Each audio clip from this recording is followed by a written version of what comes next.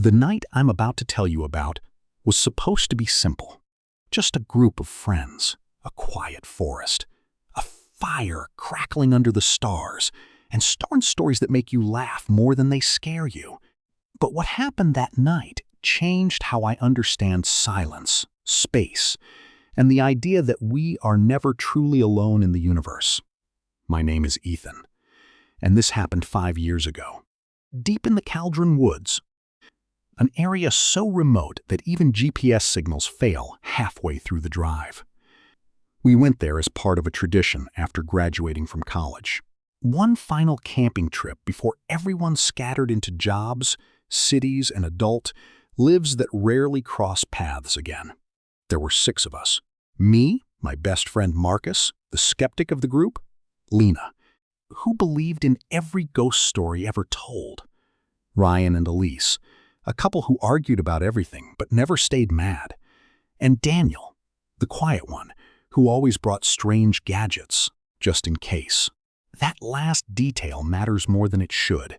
We set up camp just after sunset. The forest was unusually quiet. No insects, no birds, nothing. Marcus joked that even nature didn't want to hear Lena's ghost stories, but nobody laughed much. The air felt heavy, like it was pressing against us instead of surrounding us. Daniel was already working on something from his backpack, a small metal device with a glowing blue disc on top. He said it was a field recorder that could pick up electromagnetic fluctuations and radio noise. Marcus dismissed it as useless, but Daniel just turned it on without explaining further. At first, it did nothing unusual, just soft beeping in a steady rhythm. But after a while, the sound began to feel less like a machine and more like a heartbeat that didn't belong to any of us. Beep, beep, beep. Lena leaned closer to the device. Is that supposed to happen? Daniel hesitated. Not exactly. That was the moment we should have packed up and left. But curiosity has a way of making people ignore danger when it still looks interesting. Around midnight, the forest began to feel wrong. Not visibly wrong at first, just subtly out of place, like the world was being remembered incorrectly. The fire stopped behaving normally. The flames flickered in patterns that matched the device's rhythm. Beep, flicker. Beep, flicker. Then Marcus's phone, which had been dead for hours, suddenly turned on by itself. The screen didn't show anything except static and shifting symbols that none of us recognized. He tried to turn it off, but it wouldn't respond. The beeping from Daniel's device suddenly sped up. Beep, beep, beep, beep. Then it stopped completely, and the silence that followed was heavier than anything we had experienced that night. That's when we heard it. Not a voice at first. More like pressure forming inside the air, as if sound itself was trying to assemble into meaning. It wasn't coming from any direction. It was just there, surrounding us, slowly. It formed into something we could understand. Who turned? US on? The fire flared upward violently, then froze mid-motion for a split second, as if time itself had skipped. Ryan stood up immediately. Okay, we're leaving. This is done. But when we turned toward the path we had come from, it was gone. The forest behind us was identical in every direction. No trail. No opening. Just endless trees repeating like a pattern that had been copied too many times. Marcus tried to laugh, but it came out wrong. This is some prank, right? Daniel didn't answer. He was staring at the device like it had stopped being technology and started becoming something else.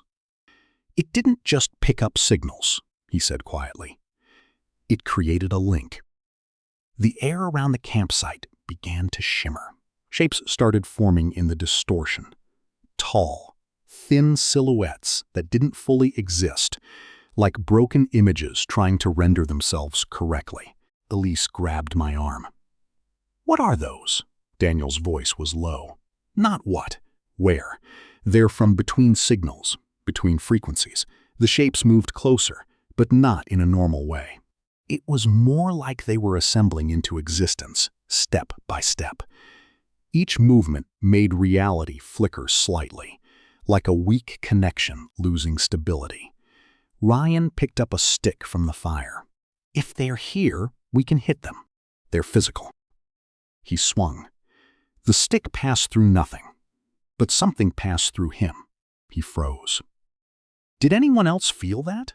Then he collapsed without a sound, like someone had unplugged him from reality. Elise screamed. The forest responded with silence. Daniel finally spoke again, and this time his voice carried fear. "We didn't discover them. They discovered us," he explained quickly, almost panicked now. The device wasn't just recording anything. It was amplifying weak signals across dimensions. Something out there had noticed the amplification, something that existed in the background of reality itself, like static behind a radio station that was never meant to be tuned. "We're not the first," Daniel said, "but we might be the first they can fully reach." The air around us rippled again, and the shapes became clearer. They looked almost human, but wrong in a way the mind struggled to process, like missing parts of a person that your brain tries to fill in but can't. They were getting closer. Marcus grabbed Daniel. "Fix it! Turn it off!" "I can't," Daniel said. "It's not just a device anymore. It's a bridge," Elise whispered. "Then close the bridge." Daniel hesitated for a long moment. Then he looked at all of us. "To close it, I need to cut the source signal." He looked at the device, then at us. That silence lasted longer than anything else that night. Daniel activated something hidden inside the device. A deeper mode we didn't know existed. The beeping returned, but louder now, painfully loud, like it was vibrating inside our bones. The shapes reacted immediately, twisting violently in the air as if being pulled apart by the sound.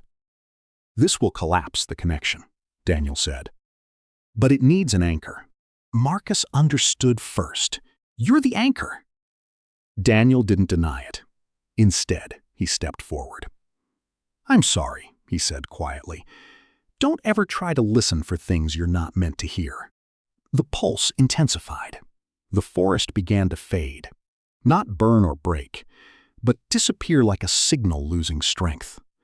The creatures screamed in distortion, collapsing as reality around them destabilized. Daniel walked into the collapsing signal and vanished. Everything stopped. The fire went out. The air became normal again. The forest was just a forest. But Daniel was gone. No trace. No body. Nothing left except the device, melted and useless. We left at sunrise without speaking much. None of us ever truly recovered from that night. Ryan woke up later with no memory after the first flickering. Elise left within weeks. Marcus still insists it was mass hallucination. But I know what I heard. Sometimes, in complete silence, I still catch it in my head. Not words, not sound. A pattern waiting for someone to tune in again. "Who turned US on?"